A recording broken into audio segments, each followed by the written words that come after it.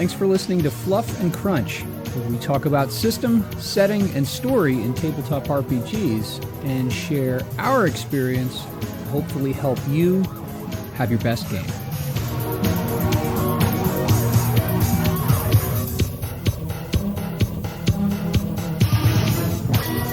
There we go. We are recording. Hello, James. How are you? Hello, Jeremy. Doing very well. Now that you're not passed out anymore. Correct. That's pretty good. I was just harping on him a little bit because I have a vested interest in his health, because I have a vested interest in my daughter. So that's cool. That's good stuff. All right. Glad you're feeling better. Thank you. Oh, my goodness. So we're going to talk today. You had brought up a great question. Why don't you go ahead and intro it and talk me through it as to like the perspective you're coming at it from and what we can do with it here today. Yeah, so the main question for me is actually, and I think this will go really well with where I am in the gaming journey that I'm about to be going on to, is actual like session and adventure prep. Right. Because I am getting ready to run my first real full session of Traveler this Friday. Woo-hoo. So I'm actually getting ready to, on your suggestion, attempt high and dry. Yes. With my players. So wait, real quick, interject. Yeah. Did you watch Seth Skorkowski's or whatever his stuff? I did. I watched all of 12 of his Traveler prep videos and his high and dry videos. Isn't it handy that your wife is getting a master's degree now and is busy and works evenings sometimes, that you have this? This is so convenient. Yes, it's really nice. And it's nice that I have an hour of lunch at work that when I want to sit down and crank out 2 30-minute videos while I'm eating my sandwich, I have the perfect time to do it.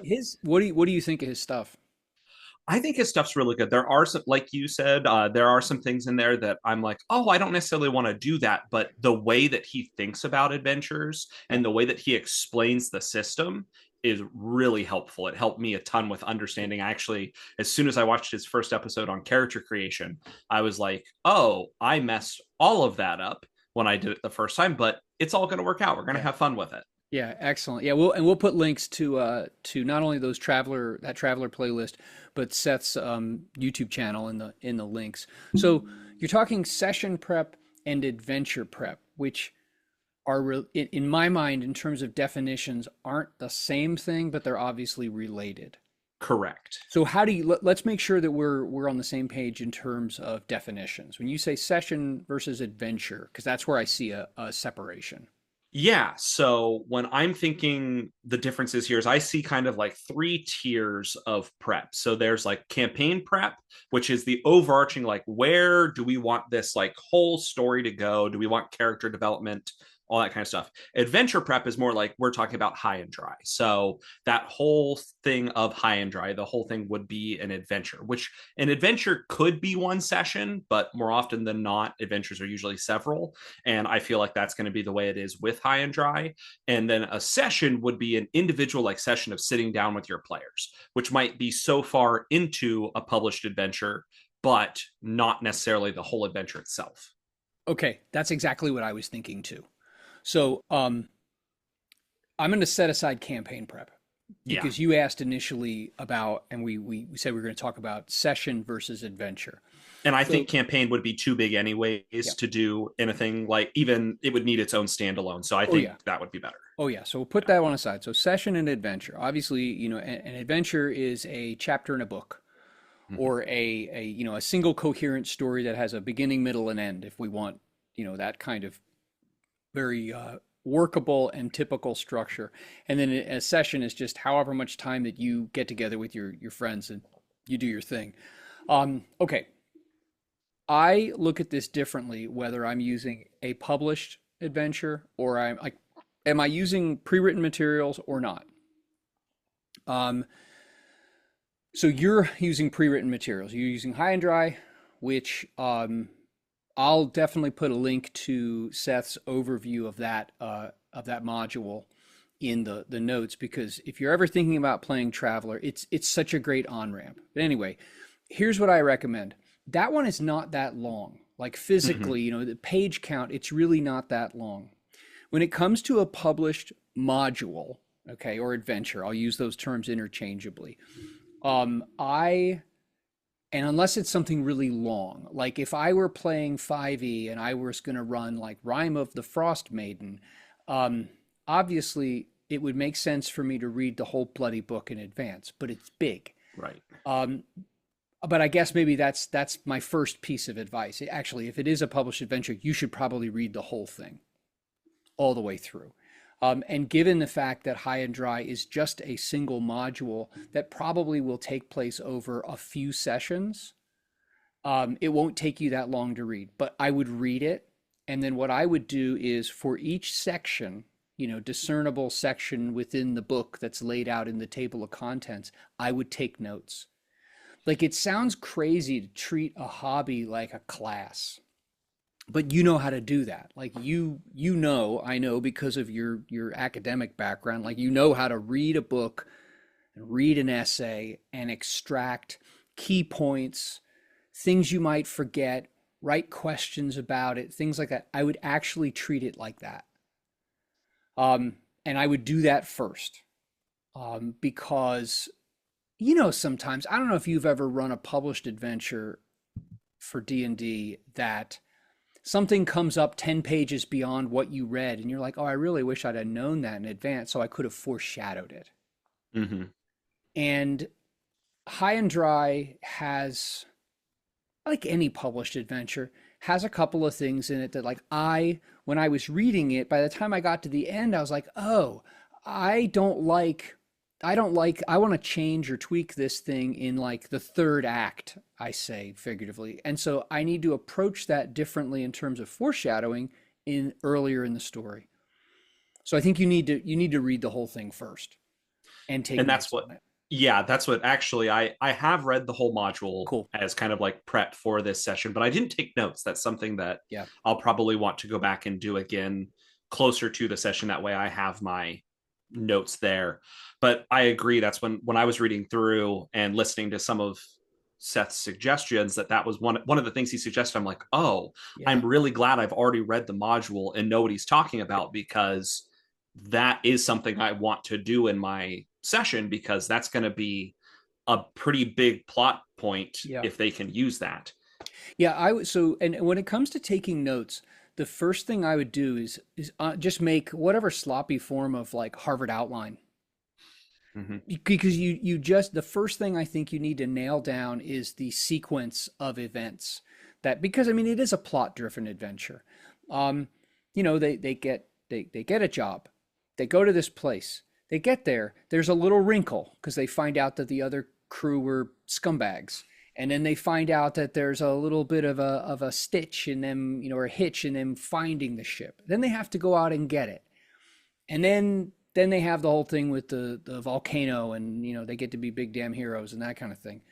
um I would just, for the sake of putting it in your memory, just make an outline of it. um and then go through and think about, all right, the next thing I think of when I after I've got an outline is, what are the transition points, like as the plot moves from scene to scene, from place to place. And in a traditional adventure like what Mongoose pumps out, like they don't approach it in terms of terminology from the like scenes and acts, that kind of like a cinematic approach. But think about it in that from that perspective. Like when they get to the downport, which in traveler language is the starport that's on the planet. When they get to the downport on Walston, that's a Mm-hmm. scene, you know and when they deal with some of the locals and they recognize that, like, okay, we're not going to speak well of, or we have to make sure that we differentiate ourselves from the other crew. um, then you have that transition where they have an opportunity to go meet some of the government officials, and then they get told where the ship is. Hey, if you'll do us a favor, we'll tell you where it is, that kind of thing. That's a transition point. And when the players are faced with decisions about where to go within the story, that's when things can either move forward as the way that you anticipated them or go off in left field. And so I try to pay more attention to those rather than just like, okay, you're kind of rattling around within this scene. What decisions might they or do they need to make in that scene in order to move them to the next step? That's where I'd put in Okay. my like after you've got the idea of like, okay, this is the overall the sequence of the thing, then it's where are those transition points so that I can make sure that the story moves forward. And to be honest, it's like a story like this, an adventure like that is it's a great introduction to some of the major tropes of Traveler, as well as the system. Um, and uh, and so I think it's perfectly okay to treat it as a plot-driven adventure. It doesn't have to be the steepled fingers. Well, what do you want to do, Mr. Player? Right. Like you're driving the story with the plot. That doesn't mean smacking them and making them like, you will do this, you will act in this manner, but guiding them to follow said plot and stay in a general lane. Um, in an adventure like this, I would put thought toward, okay, what knowing my players, what kinds of things might they do based on how I'm going to present this, and how can I guide them gently to move in this general direction within the plot? And that's one of the things that with this kind of I've noticed in reading through and thinking of my players. I can kind of see them taking like one of three paths, at least once they reach the planet of Volston. It's going to be a very like, do they take the easy path? Do they take the hard path? Or do they take something down the middle? And that's where I'm kind of having like, do I plan that out? Like, if they're going to take the easy path, there will be these things. And by that, I mean, like, do they take the path where they're following the rules and going to people and being very agreeable, which they might be that given day, or as all of them have tended to be in other games, might they decide that they're going to be the murder hoboing like travelers that are Right. out there and choose the path of most resistance The and path of most therefore violence. yeah, Uh, having to deal with that. But how much like do I prep for that, or do I just like kind of know in the back of my head this is kind of going to be the outcomes if they choose those, and then let them make their decisions and kind of come up with that on the fly?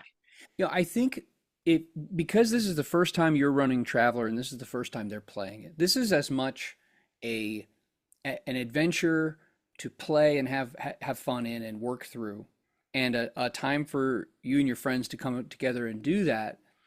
It's also as much an introduction for all of you to what Traveler has to offer, or at least some slivers of what Traveler has to offer. So, what are some of your characters? Was anyone a scout? Yes. Okay. So just to kind of give you the quick and dirty background on them, one was a Navy pilot who then ended up becoming a pirate in his last part of his career. Well, and pirate has a broad definition. One Yeah. person's So pirates, another person's privateers, another person's merchant. exactly. And then we have one who was a civilian engineer and scientist, Okay. is his full background. One worked as a planetary, like, investigative agent for the police force for his entire background. And then our most, I think, most interesting in terms of background character, what has been all over the place. He started as an agent, he ended up in the scout services, and then ended up working in civilian, like, industry as Okay. the end of his career. And he's the one that's kind of going to be my catalyst of bringing them into Yeah. the adventure because he was in the scout service. Okay. What I might do for what I might do if I were you is I might, and I wouldn't write more than like a post-it note or a maybe a 3x5 card. Like, here's a little bit of information your character would know, like the scouts, something about how, and the Navy guy would know this also. Every planet has its own laws. Every planet has its, like, once you're, as I said this, last time we talked, once you're inside like, once you're within the atmosphere or on a high port in orbit around a planet, like, it's that planet's laws. And so your scout would be very aware, and your Navy veteran would be very aware that every planet's got its own thing. And so when you go into a new planet, you want to make sure that you like recognize, like, hey, what's it like here? What's the dealio? Um, the whole UPP, the universal planetary profile that exists for and the law level and government type. This is a great opportunity. Maybe even like you can the Traveler Wiki is a monster. Okay, Hmm. have you looked at? Okay, I have looked at some okay, of it. excellent. And then the Traveler map is also a monster. And every single planet, if you go to Walston on the Traveler map, you can click on it. It'll take you to the Traveler Wiki. It'll show you what its government type, all that kind of stuff. That can be actually an opportunity. I would do this beforehand. Maybe those players, like you send them something, just send them a little email that has a link in it. Hey, your player would know this Hmm. in general. Or maybe you find off the Traveler Wiki like a short article about law levels and government types. If you have a Okay. player who's inclined to say, I'll spend 15 or 20 minutes before a session doing a little bit of reading, but I would write on, and then, even the investigator, like that it's, yeah, I would provide some of them with that bit of information. And I would tell everyone that too, just to be certain. Right. And that's where you'll also know like it's going to be very interesting because my investigator is also a Varger. So that will make this session very interesting as well because he's also the most inclined to be the most generally flamboyant personality in the party. Okay. So that will Okay. You be did read fun. about I how the, did. okay.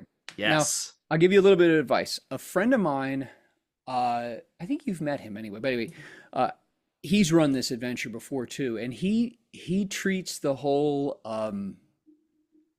shall we say, the cultural arrangement between the Varger on Walston and the humans as like, well, they're dogs, so like Right. they're like, yeah, whatever, who cares, so what? So like, yeah, okay, wolf, wolf, we're your pet, whatever, not, but not like that, but like they kind of keep to themselves, and and he doesn't he the way he ran it and the way I ran it too. I think he did a better job than I did though. Is that he didn't run it as like stupid stereotype like racism. It was more Right. kind of like a maternal paternal like good boy, go over there. Right. Why don't you go? Hey, why don't you go over and fetch something? Or you walk into the room and the Varga's not going to get talked to. Right. And Now, well, I would share that with the that player. Just this is when you show up and you realize you're like, oh, it's one of these worlds. right. Well, between that and then Seth also having the suggestion in his video of running it with the idea that this is a very low population world, that everyone is their cousin's brother's nephew's best Yup. friend. Like though I think between those two, it's going to make it a very Oh, interesting situation. I did that, and that's how my buddy John ran it as well. And that in a way I think refreshingly flies in the face of your typical vibe of your high tech sci-fi society. No, it's like these are it's like Walston is it's like this they're a bunch of bumpkins.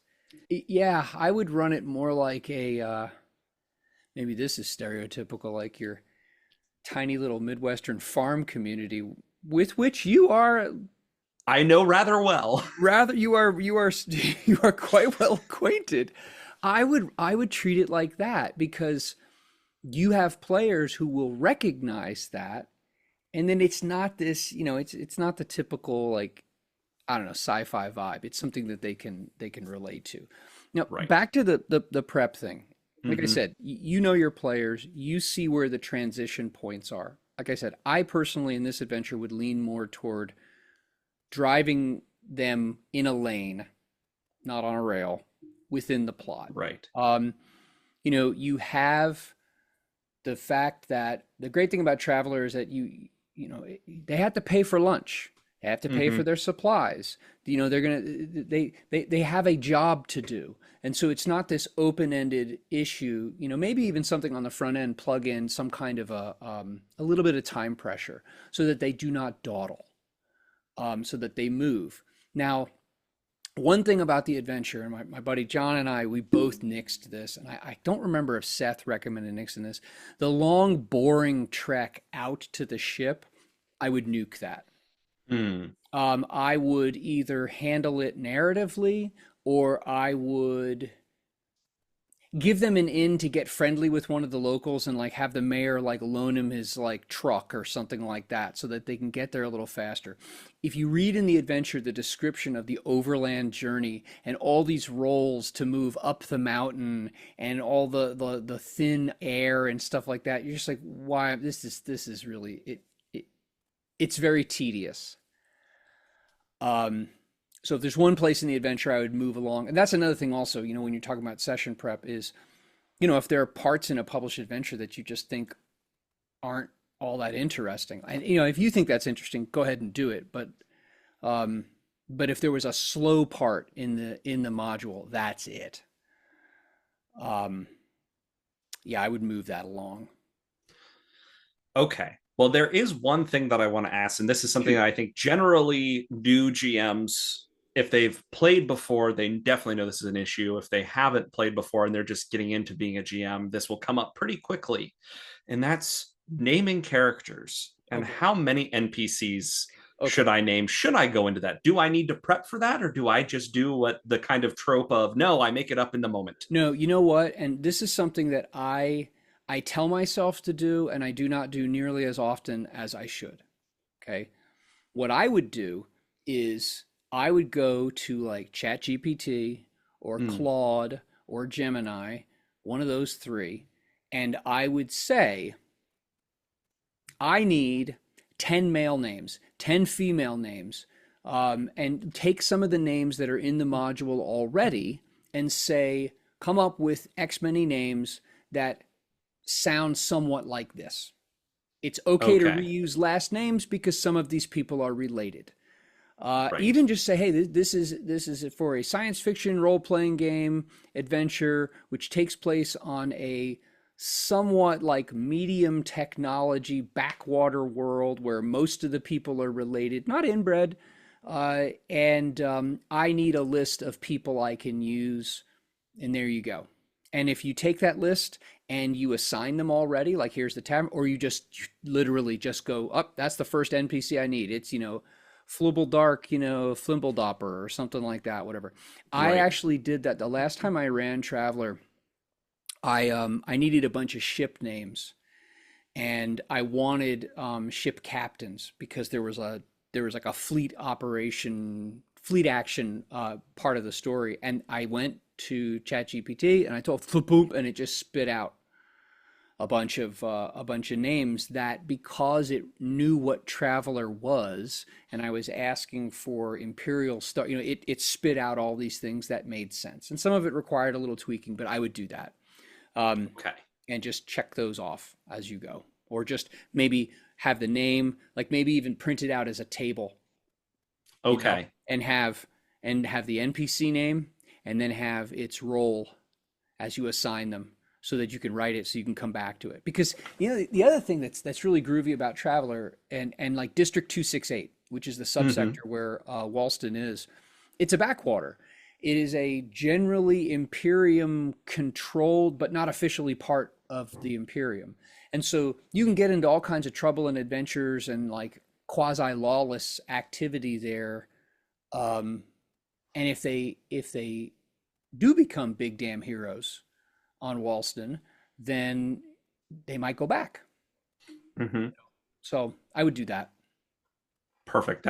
That's kind of the area that like I'm not worried about. It's just something that's like I know that's something that I always like questioned when I was playing, like how much prep did they put into that before we got into it? But that helps a No, lot I, with I think that figuring there that are out. there are great uses for like AI systems for doing grunt work, and I think that's one of them. I totally Okay. think that's one of them.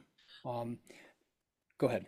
I was just gonna say, are there anything like okay, so we figured kind of about names, but is there anything else in a session that we really like I should spend a significantly larger portion of time figuring out. And then is there anything that I should like, oh, like you think that's going to be difficult, but it won't be once Okay. you're in the session? Because this is the first time you're running it, all right, and it's the first time everyone's playing it, I would, for the first session, you know your players, but you don't know exactly how far they're going to get. Mm-hmm. And so the idea of reading the whole module before you run it is important for the reasons that we already talked about. I would make sure to review beyond a scene or three beyond what you think is the maximum your group is going to get to, just so you're not like, oh crap, you know. And it's also, I think it's perfectly reasonable. Like if you've been playing for a couple of hours and they get to beyond the bleeding edge of what you're prepared for, and you just don't feel comfortable, just say, hey, listen, I'm really sorry. I'm just not prepared and I don't want to do a crappy job. So you just bring the curtain down for that session.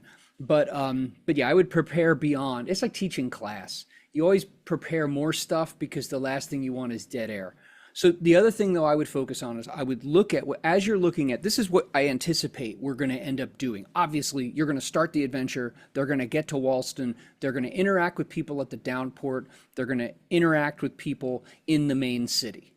Like at a minimum, your party is going to get through that, right? And chances are, the times that I've run this, chances are they're going to get to that next city where they interact with the government officials and they actually are told the full deal of like, well, this is where the ship is and those people were a-holes, but since you say you're not them, okay, we'll cut you a deal. I anticipate that your players will probably get at least up to that point. You know, and maybe then you think like, okay, depending on how long we're going to play, maybe we break at them borrowing the mayor's truck and driving up, you know, to the mountainside to go find the ship. You know, and then that forms a good like break between that and the next session. What I would do is look at what you anticipate you making it through in the first session and be clear that you are clear enough on the rules you need to know to do that. Okay. You're not, unless things go wildly off the rails, you're not going to have a fight. Right. But you do need to know the basic skill rolls, the basic task resolution. And with Traveler, remember that these people are supposed to be experienced, like at least moderately experienced professionals. And so you only call for a roll when the outcome is in doubt, there is pressure, or the situation is like dangerous. If it's not, and they have adequate time and they're not under pressure, and the character has the skill, don't ask for a roll. But be clear on, okay, I think that, you know, whatever, this might happen, my play, you know, be clear on the core task resolution mechanic, which again is very simple, and reiterate to them like, hey, listen, we're really actually not going to roll that often. In combat, obviously lots, in like starship stuff, lots, but in regular interactions, not necessarily a whole ton, but you probably will do some rolling in that first session. And so I would be clear on the core mechanic. I'll dig around. I'll dig around and look because I have a ton of like PDF reference sheets for Traveler and stuff like that. But I would also not burden yourself because this is your first time out of the gate with this. Don't burden yourself with the responsibility of like, I have to understand all of this. I would not burden yourself. It's not worth it. The core mechanic, how do you resolve a skill roll? That's it. Another thing that you might find interested in and value in is the idea of effect and task chains. I think that's a mechanic that I think is interesting and it makes sense. Go look it up. You know, the idea like if you or you could either do this individually as a character or have multiple characters working together, that one success impacts the next attempt in something. Like, hey, we made nice with the mayor over this, and so now that we're in the mayor's truck and the mayor's kind of put his like, you know, sign, you know, his stamp of approval on us, when we go over to this other place to ask for help, the kind of interaction, the role that would be part of that, we would have a positive benefit. We'd have a benefit for that because of this. And so I think that first sessions are great for the absolute rock bottom core mechanic. And part of that core mechanic, I think for Traveler, that is very clever and pretty simple, is the whole idea of a task chain. So I would introduce that and be clear on it. That's it. You're not gonna, I mean, I'd be shocked if you had a fight. Yeah, I really hope we don't for what I'm planning for the first session, but we'll see. And as you suggested last time we were together, I have it kind of set up that hopefully there's a possibility that there could be no fights unless they choose to allow something to happen the way that I have it planned. Yeah, I So, would. The place that I would do. You have a great action scene, or couple of mm-hmm. action scenes in the last act. You have a bunch of that in this adventure. You could have an outright fight, physical or gunplay, by having a party of scavengers try to beat them to the ship, and they're just like scumbag locals. You could do that on purpose so that your players are like, oh, that's how combat works. Right, And it doesn't also have to be a fight to the death. They're not goblins. They might just run right. away after you shoot at them or shoot at their feet or something like that.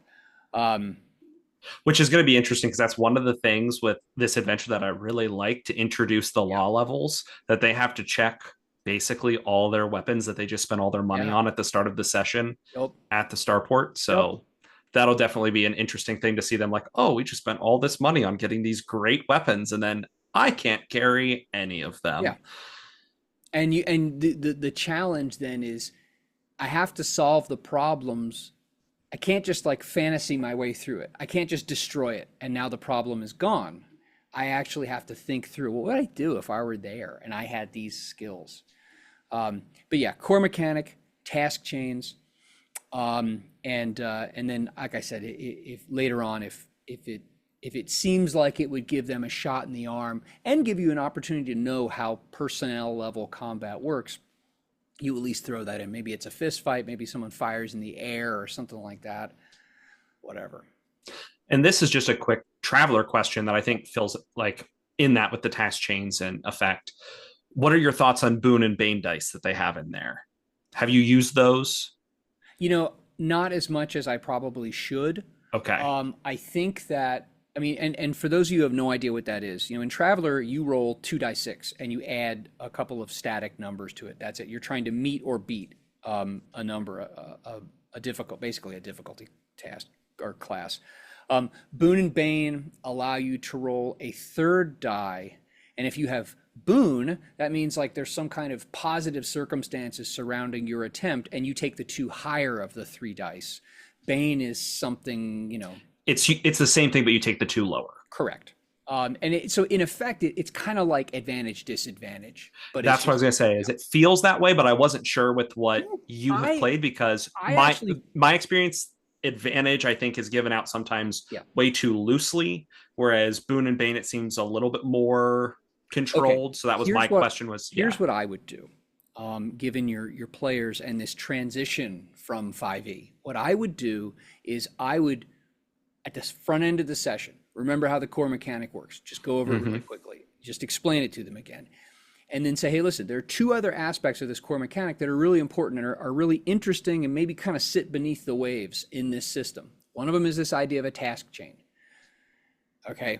And effect can be part of that. Okay. And now outside of combat, effect is primarily narrative. Right. So putting that aside, but I think that's important. Then the other thing is this whole idea of Boon and Bane. And what I would do is I would use Boon and Bane as incentives and disincentives to work within the lane that is Traveler. And Okay. that doesn't mean like wear someone else's clothes and act like them. It just says take the time to know what this is. What can you get from this? You can reward your players who take their backgrounds and attempt to interact with the world in a way that makes sense and say, "Oh yeah, that's a really good idea." Okay, you can go ahead and roll with Boone. Right. And then What- you can then use Bane on the opposite of like, Right, oh, like if you go in there, you're really going against what a real traveler would right. do in this Or you situation. show up, yeah, you act like you piss off the mayor, you act like a jackass or something like that, and it's like, well, okay, I'm sorry, you're just gonna have to roll with Bane, and here's why. I would Right. do that early on, not only to teach the mechanic, but also to reinforce like the vibe and the tropes. Reward them when they are clever in ways that fit within the world and the story. Great. That was exactly what I wanted with Yeah, that's what I would do. that. Totally. Actually, that's a great question because that's such a simple that's such a simple. I mean, it is like an advantage or disadvantage, Hmm. but it's such a simple way to like wave a flag to let them know, Right. yeah, this is the way it can be. This is what makes Well, this game special and different. right. And it gives you that opportunity to be like, you don't even have to say it outright all the time. You can just be like, they come up with something particularly clever, and you're Yes, like, I'm rewarding you for being clever. right, Continue to try to be clever. Don't right, just smack it with a hammer. right. Go for the thing that's smart. Yeah. Okay, one last thing about this adventure, Yes. and you won't get to this Friday, but the my friend who's run it a couple of times, he always has you read to the part there's like some animal that was left behind. Yes, their dog. Okay, he had it as a dog. Right. He just had it as a dog. It's just a space dog. It's just a dog. He's a regular old dog. And Right. and he played that up as like those scumbags left their freaking dog behind. And then the dog became like the dog was like adopted by, but playing up the dog and getting the player, like if you have a player who really likes dogs, play up the dog it's clearly distressed. It's all ragged and thin and whatnot. Yeah, they freaking left their dog. And then you have a crew that then adopts the dog, and Right. That's where I find it really funny how Mongoose tried to push that as one of the combat options. And I'm like, "Nah, I don't see that happening with my players. As soon as I mention there's a dog bowl there, they're gonna no, it was they're gonna too much figure of it out. too much of an opportunity to create like a little bit of an emotional connection and have them like, okay, we got to work for this. Yeah. All right, this is good. This is really good. I'm really looking forward. Hopefully next week we can talk about how this went. Yes. Hopefully it goes well. And that's where I'm really hoping this goes well, because it's going to make anything else that I do in Traveler a lot easier to plan for. Yeah. That way, if they kind of want to go off and do their own thing instead of moving into another kind of like published adventure after this, I kind of know the tropes and Yeah. know where to go. Crawl, walk, run. Yep. Correct. So, all right, cool. All right. Good luck. Enjoy it. Thank you so much. Thank you, as always, for listening to Fluff and Crunch. You can subscribe to the podcast. You can subscribe to the YouTube channel, all through the links in the show notes.